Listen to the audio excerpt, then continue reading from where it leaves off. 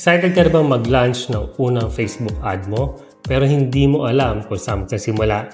Relax ka lang. I got you. Sa video na ito, ituturo ko sa iyo ang step-by-step strategy para sa perfect FB ad mo. Simple, effective, at swak sa budget. So step number 1, know your goals. First things first, ano ba ang goal ng ad mo?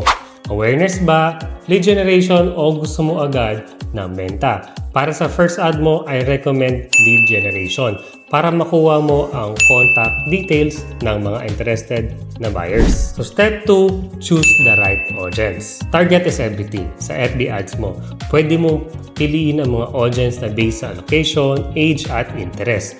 For real estate, target mo yung mga nasa 25 to 45 years old na interesado sa house and lot, pag-ibig housing, or similar keywords. Bonus tip, focus ka muna sa Cavite, sa Metro Manila, o kung saan available ang mga properties mo. Step number 3, create a scroll-stopping ad creative. Kapag hindi catchy ang ad creative mo, i-scroll lang yan ng audience mo. Gumamit ka ng high quality na photo or video ng property na may clear and simple text overlay.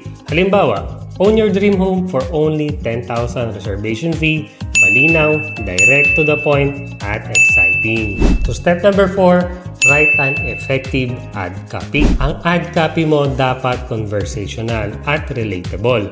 Gamit ka ng mga format na katulad nito.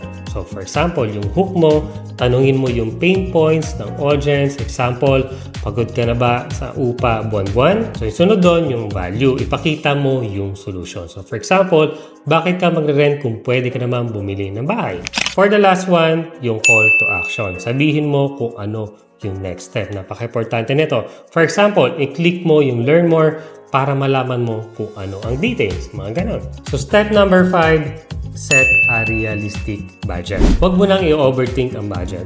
For your first ad, siguro mga sa 100 to 200 per day is enough para makita mo ang performance. Remember, ang goal mo dito ay matutunan kung ano ang nag-work at kung ano ang hindi. So step number 6, test and optimize. Huwag kang mag-expect ng perfect agad ang first ad mo.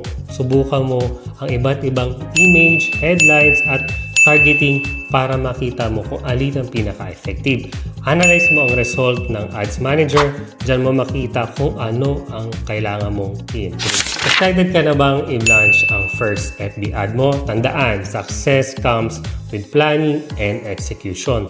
Kung gusto mo ng deeper insight at hands-on guidance sa paggawa ng ads na talagang magko-convert, join my team. Baguhan ka man o seasoned agent, I will guide you step by step para mas mabilis kang umasenso sa real estate. Send me a message and let's start building your success together.